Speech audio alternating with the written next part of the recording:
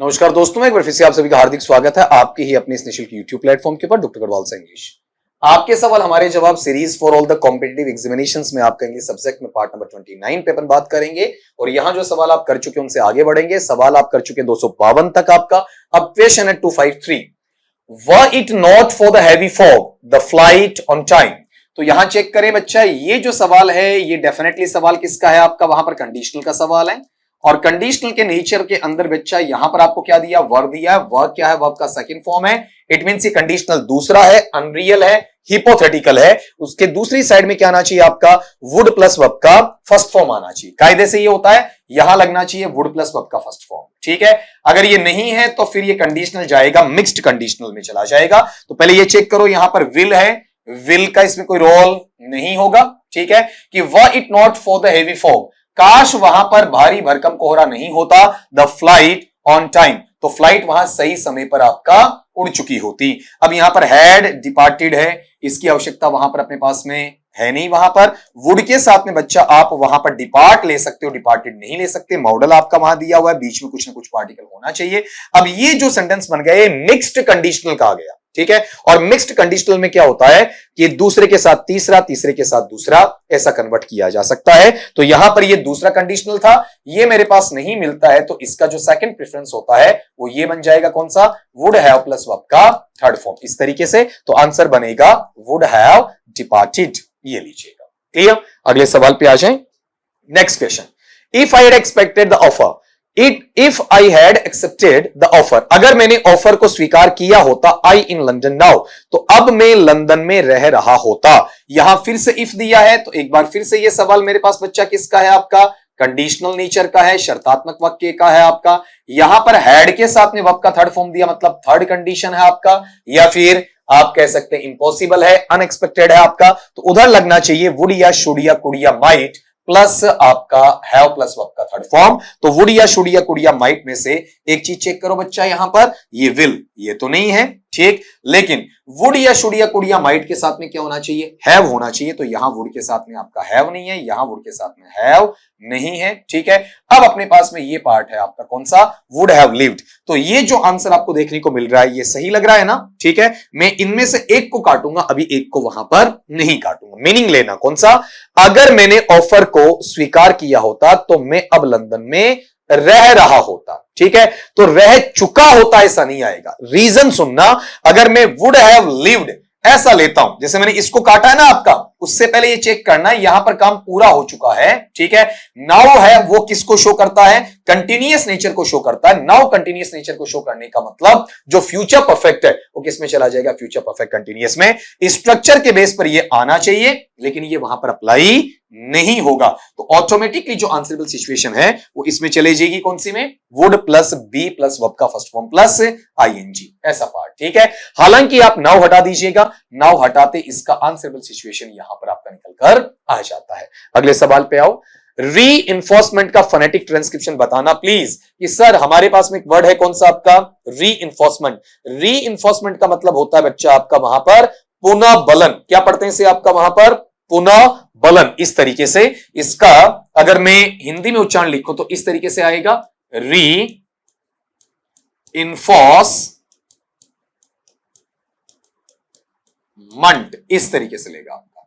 ठीक है, तो यहां पर वे साउंड आ गया, रे के साथ में ई साउंड आ गया। ठीक है, फिर ने साउंड आ गया, फिर फे साउंड आ गया, ओ साउंड आ गया, से साउंड आ गया, मैं साउंड आ गया, ए साउंड आ गया, ने साउंड आ गया, टे साउंड आ गया। बेटा ये क्या बना आपका, री इन्फोर्समेंट। इसे हिंदी में कहते हैं आपका पुनर्बलन।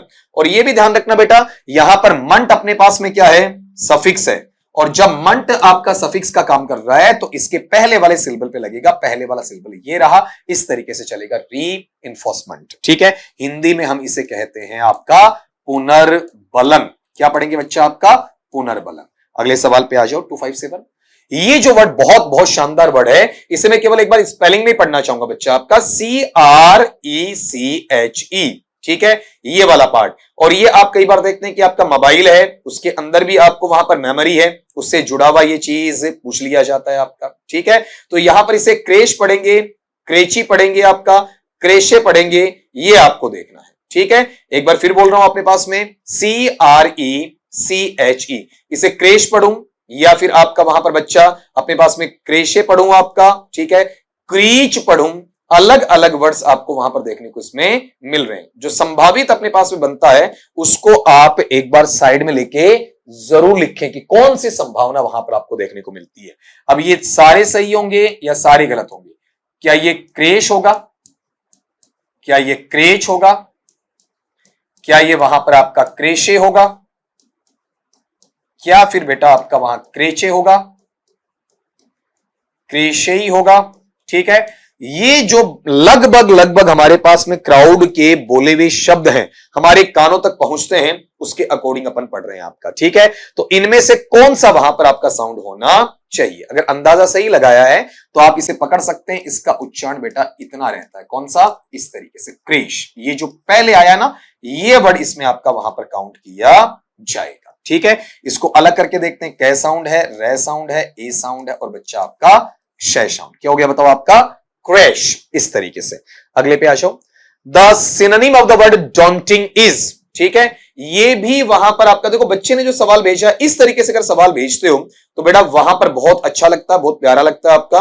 रीजन क्या है कि आप ऑथेंटिसिटी के साथ में भेजते हो कि सर ये इस परीक्षा का सवाल है, यहां पर दिक्कत आई हमें, तो उसको सॉल्यूशन देने में भी हमें आनंद आता है, हमें अच्छा वहां पर लगता है, ठीक है। तो एक्चुअल में अपने पास में जो वर्ड डॉन्टिंग है, डॉन्टिंग का मतलब होता है किसी को आप क्या करते हैं, जब चीजों को हतोत्साहित करते हैं, ठीक है। जब चीजें हैं उनको वहां पर क्या करते हैं, आपका वहां पर इंटिमिडेट आपका करते हैं, उसे आपका डोंट के नाम से वहां पर जाना जाता है। तो इसमें जो वर्ड आता है वो एक तो होता है डॉन्टिंग, मतलब किसी चीज को दबा देना, निषिद्ध कर देना, नीचे गिरा देना, उसका हौसला गिरा देना, उसका वहां पर आपका भाई मनोबल तोड़ देना, ठीक है, उसे फ्रस्ट्रेट कर देना, उसे डिप्रेशन में लेकर आ जाना, उसे स्ट्रेस में लेकर आ जाना, ठीक। ये पार्ट किसमें चला जाता बेटा? आपका वहां पर डॉन्टिंग में चला जाता है। तो डॉन्टिंग में ये नहीं लगेगा। कौन सा नहीं लगेगा?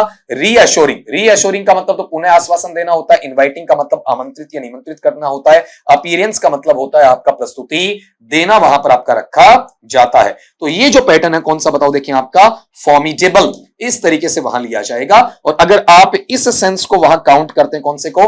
फॉर्मिडेबल। इसका मतलब निषिद्ध, मतलब आपको काम करने को अलाउ नहीं किया जाता। ये सवाल बच्चा वहां पर सेकंड ग्रेड एग्जामिनेशन 2022 में पूछा हुआ है। जिस भी बच्चे ने पूछा है आपका बहुत शानदार सवाल बोलूंगा यहां पर। आप ये कहेंगे सर परीक्षा में आ गया, दोबारा आ सकता है क्या? बेटा इस सेम सवाल को दोबारा अपन एक्सपेक्ट नहीं करते हैं, लेकिन ये जो वर्ड्स हैं, जैसे यहां 4 सीख गए, एक वो सीख गए, एक वर्ड के थ्रू आप 5 वहां पर, एक क्वेश्चन के थ्रू 5 शब्द आप वहां पर सीखे हो। अगला पार्ट लो, टू स्मेल ए रेट। यहां बच्चा आपको ध्यान देना है, यहां पर ये बेटा ये ई नहीं आएगा, ठीक है। यहां पर जो अपने पास में बना है वो ये बनेगा to smell a rat. Rat का मतलब चूहा है और स्मेल का मतलब सूंघना। तो चूहे को सूंघना, ये तो शाब्दिक अर्थ है, अभिधा शब्द शक्ति में वाच्यार्थ है, अभिद्यार्थ आपका वहां पर है, ठीक। लेकिन जो आपका इडियम या प्रोवर्ब होता है उसमें हमसे लक्ष्यार्थ पूछा जाता है, लक्षणा पूछी जाती है, कई बार व्यंग्यार्थ या फिर आपका व्यंजना हमसे पूछ ली जाती है, तो इसमें अलग मीनिंग आएगा। तो आपने गौर किया हो, जैसे चूहा है, चूहा कहीं जाकर क्या करता है आपका, वहां पर आपका कोई शिट कर देता है, कहीं पर मुंह मार देता है, तो चूहे की बैड स्मेल आती है, ठीक है। तो आप जैसे ही अंदर जाते हैं, अंदर जाने के बाद यूं करते हैं, इसका मतलब आपको लगता है कि कोई ना कोई शक है, यहां चूहा मरा कि नहीं मरा, ठीक है। ये गंदी बदबू कहां से आ रही है, दुर्गंध वहां पर कहां से आ रही है, उसे क्या कहा जाता है? टू स्मेल ए रैट कहा जाता है, ठीक है। तो एक तरीके से जो शकी मिजाज होता है, सस्पिशंस का नेचर होता है, उसे अपन कहते हैं टू स्मेल ए रैट। ऐसा वहां पर आपका पढ़ा जाता बच्चा आपका, ठीक है। तो इस पैटर्नेबल सिचुएशन में आप इतना फोकस करेंगे कि आप सिंपल मीनिंग ना दें। जैसे ये आया कौन सा? टू डिटेक्ट, पता लगाना, बैड स्मेल मतलब दुर्गंध का, नहीं, दुर्गंध की बात इसमें हो ही नहीं रही है।